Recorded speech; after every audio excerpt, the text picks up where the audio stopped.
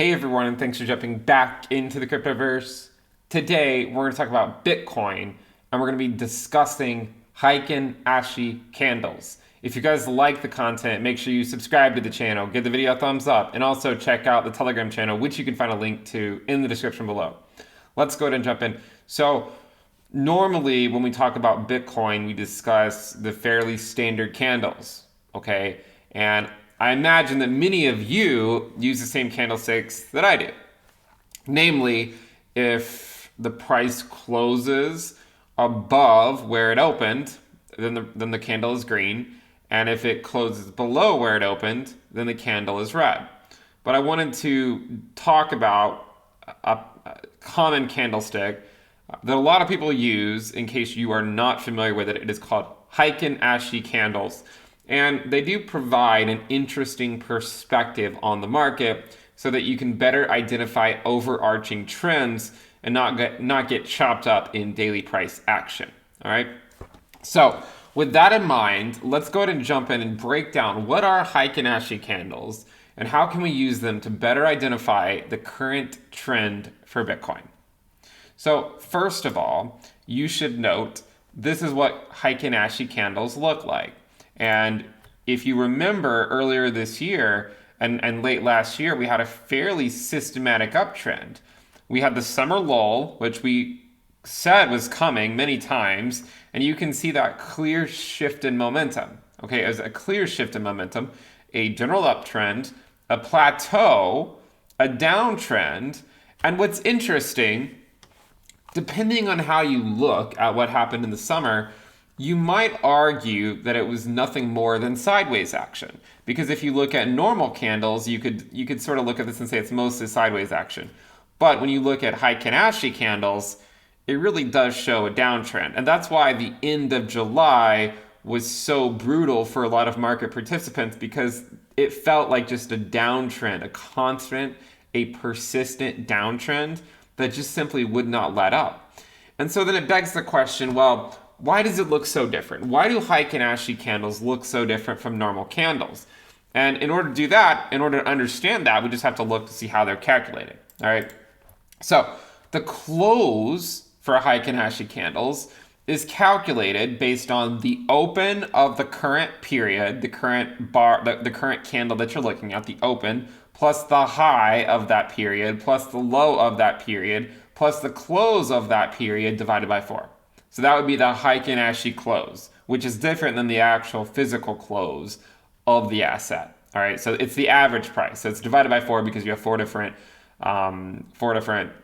like metrics coming here: the open, the high, the low, the close. So you're just taking the average. The open is the open from the prior candle. That's what this -1 means. So 0 means the current period, -1 means the prior period.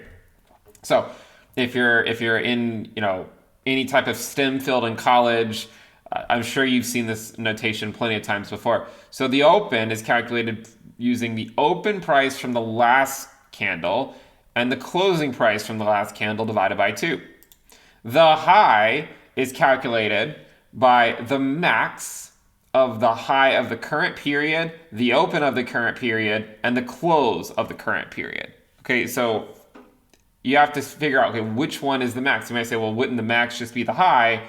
No, not necessarily, because the open is not just the open of the current period, but it's calculated to be an average of the open and the close from the candlestick before, okay? And then the low is the minimum of the current low, the open, and the close. And for full notation, open not, so if you're not familiar with this 0, you might say like, open not is one way to discuss it. It's not really a 0, but you get the idea. It's the open of the current period, and then open -1 is open of the prior period. Okay, so open 0, open -1. And therefore, if you just want to look at this screen for a little bit to try to better digest what this candlestick pattern is, it might be actually worth your while, because it does take a little bit of getting used to, because it doesn't actually show the current price. The current price is not really shown, and therefore You might miss out on the actual trend shift when it actually happens because it is a bit of a lagging indicator by calculating out candles this way. But what it does do, it does brilliantly, and that is show general uptrends and general downtrends, okay? And these are weekly candles. So what you notice is that if you were following Bitcoin over here, we were just in an uptrend. And that's why, you're almost better off just to assume the price is going to keep going up. Eventually it'll turn back around. But by the time it actually does turn back around, you still would have seen this entire move to the upside first, and then it starts to turn back around.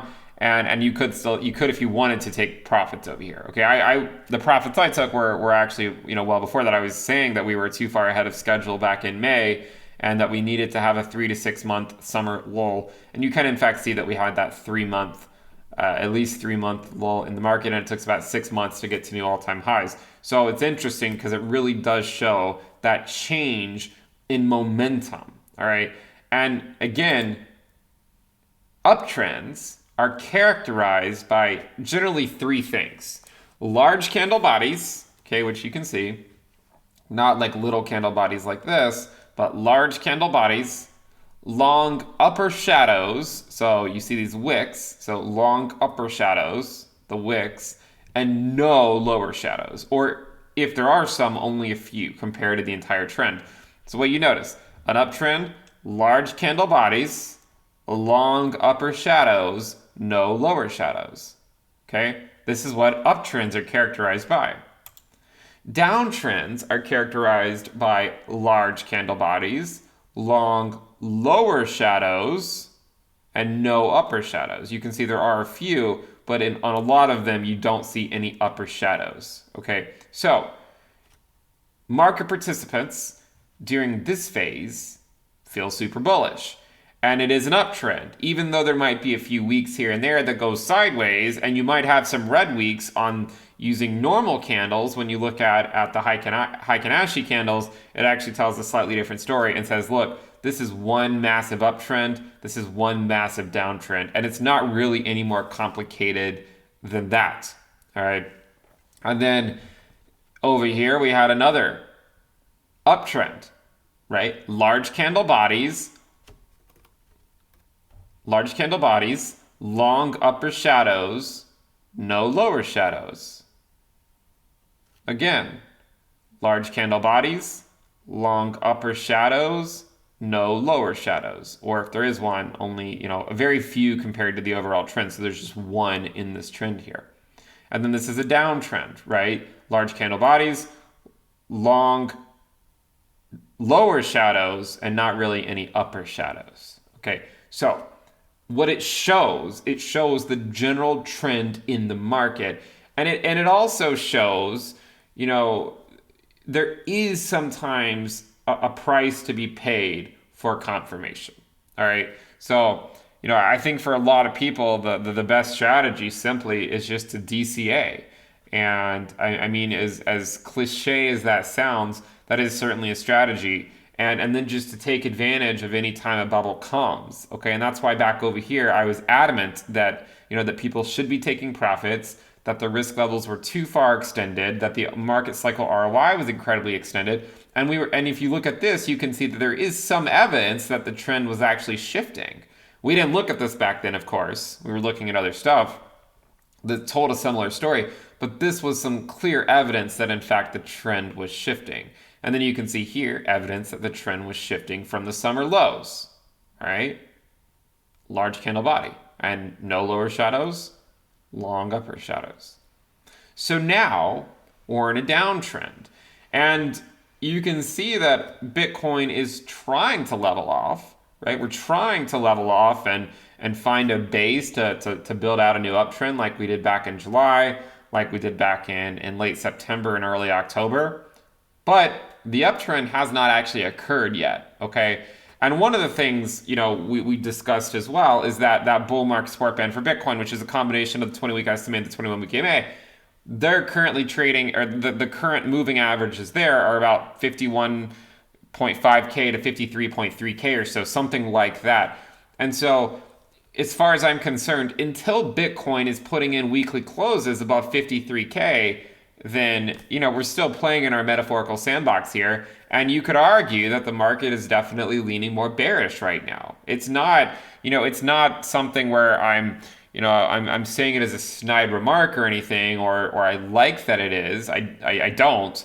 But it is what it is, right? It's just, you see the momentum has been to the downside. And we would like to flip that back up to the upside. But until we actually put in weekly closes above 53K and start trending higher, then we are still, again, playing in our metaphorical sandbox. If we go over to the Bitcoin chart, you might wonder, how do you find these candles? It's actually extremely simple to look at these candles. So again, these are normal candlestick patterns where you look at this and you can generally see that this is an uptrend, but there's still a lot of red candles in here, right? There's still a lot of red candles in here, and so it could be somewhat confusing. There's some red candles over here, but there's still some green. If you go over here to the candles and you click on Heikin-Ashi, it tells a different story, right? And you'll notice this is a crazy uptrend, a fairly well-defined downtrend, a fairly well-defined uptrend, a downtrend, an uptrend, and now we're currently in a downtrend. So, and again, this is the weekly time frame. So we're waiting for this to break, all right? Now, there are some, so you see the advantages to it, okay? The trend is your friend until the end, of course, right? But the trend is your friend, and this indicator, and we should probably call it an indicator because it does somewhat act like a moving average, right? It smooths out what you might otherwise see on normal candlesticks. It smooths that out. So you might think of it sort of like a moving average. So what we would like to see is an actual momentum shift, because so far when you're looking at this, when you're sort of smoothing it out, it still looks like a downtrend, right? So we'd still like to break that downtrend. And it looks like we're trying to, but we were also trying to over here for a number of weeks before we actually broke through. So the moral of the story is to not assume that there is a crazy manic rally right around the corner just because someone told you there was, but to generally assume that the trend will continue for a while, and then eventually we'll break it, and eventually we'll trend higher. But there's a lot of chopping, I think, that Bitcoin has to do. If we go look at the bull market support band, you can see that we are in fact facing some rejection here, right? These candles look a little bit different, of course, as you guys know, than the other ones, because they're calculated differently. But look, we are still facing some rejection here at the bull market support band. So until we get back above that, there just simply isn't any reason to get overly bullish. I mean, I'm very macro bullish on Bitcoin, and I do think Bitcoin will be putting in new all-time highs well before the next halving. Okay, I think we'll have new all-time highs in 2022. But is there a reason to assume that Bitcoin has to put in a new all-time high next week just because of some short-term TA somewhere? Absolutely not. Okay, so do look at these sort of these moving averages, these other types of candles that you could hopefully use to better identify overarching trends in Bitcoin. So we'd like to see this change. Now, the last thing I'd like to do is to actually walk through different time frames, okay? Because they can be completely useful on many different time frames as well. Let's look at 1 day time frames. Right? If you look at 1 day time frames, you still see a little bit of noise, right? There's still a little bit of noise in here, but it's not nearly as noisy as normal candles, right? Normal candles, you just see like a lot of mix of green and red. If you go over to the Heikin-Ashi candles, you can clearly see the uptrends well defined, and it also might help people stay with the asset even throughout all those ups and downs during that time. If you go to 3-day candles, it smooths it out even a bit more, right? You can clearly see though there's several different uptrend phases.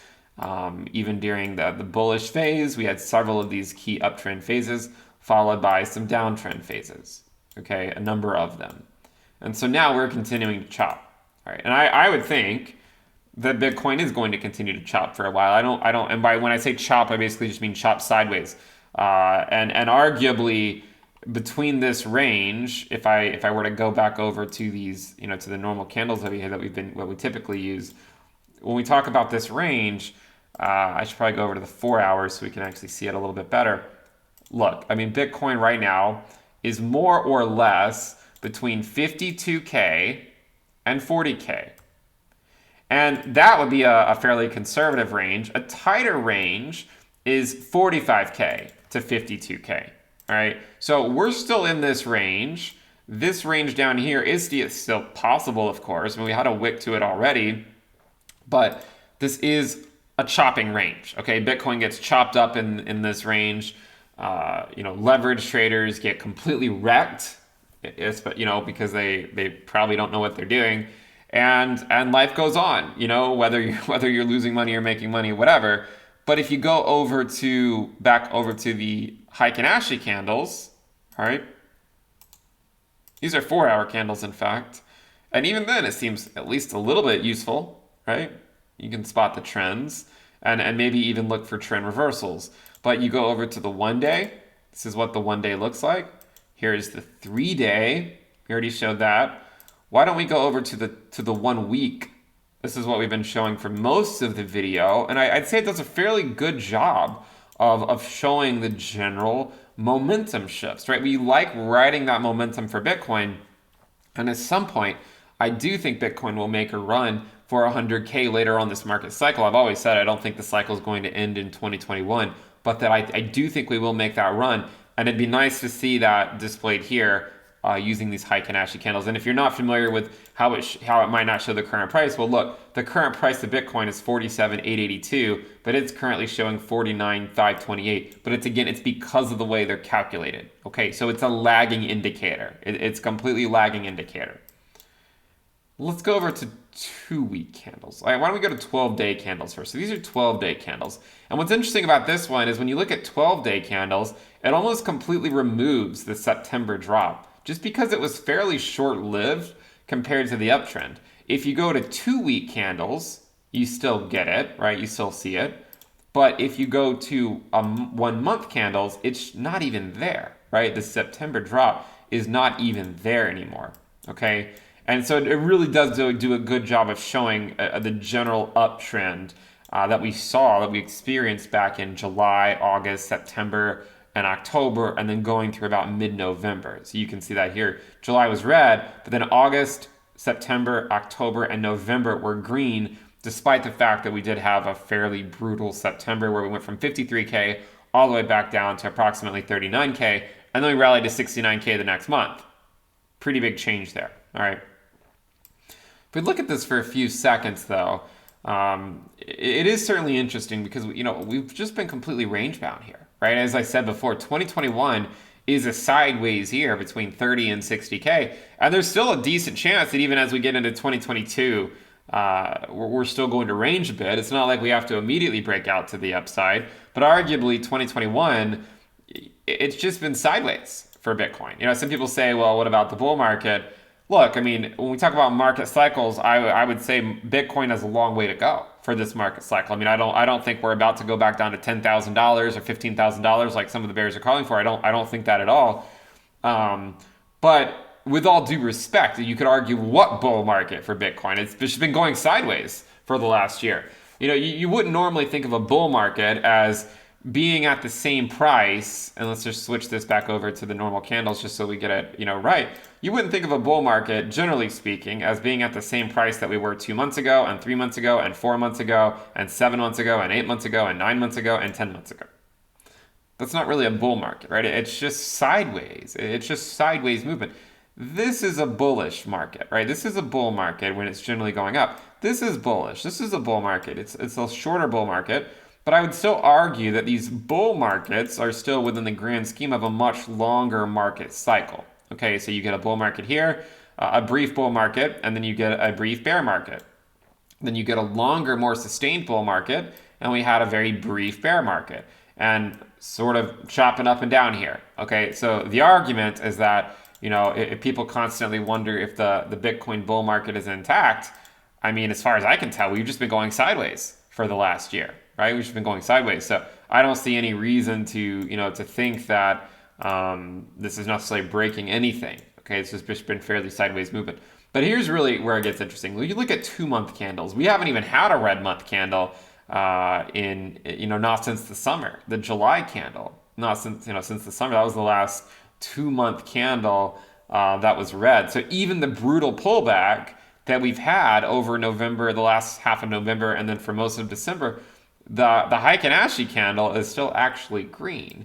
And another thing that we could do is maybe even count the number of green 2-month candles that we had. I mean, it's of course somewhat ridiculous to assume there could be any pattern, but you can see in the first one there was maybe 7 or so before we actually had a key momentum shift here. And this is what I mean by a lagging indicator, right? These candles didn't show up until after we had put in the all-time high, but even then, if you bought Bitcoin over here, and even if you sold it right here, you still made a lot of money, right? You still did relatively well. So you had about 7 here, okay? The next one, we had 1, 2, 3, 4, 5, 6, 7, 8, 9, 10, 11 before we got our first red one, okay? And even then, we still had 2 more green ones, so you could say 12 and 13, before really there was a sustained move to the downside, all right? So the argument is not that, okay, well, you should sell over here. Obviously, you want to sell at the all-time highs, but the argument is, well, if you bought down here in the bear market and you took some profits up here, even if it was after the all-time high, you still did relatively well. And then in the next one, and I suppose I can just take it, like this. We had, so we have to add 1 to that, so we had 15. So we had 15 of them before the trend definitively changed, right? And in the current one, this current cycle has just been, all over the place, right? We had 3 here, but then we had 3 reds. And then we had 1, 2, 3, 4, 5, 6, 7 greens in a row, and then another red, and then another 2 greens in a row. So total, this makes 12 so far for this market cycle. I would argue that, again, you guys know my thoughts, the cycle's lengthened. So I would argue that we should still have at least 3 more just to get us to where we were last cycle, right? Just to get us to 15, we need at least 3 more. And I mean, it's possible I mess up on counting because I did it so quickly. But maybe 4 or 5 more 2-month green candles before we actually see a sustained shift to the downside.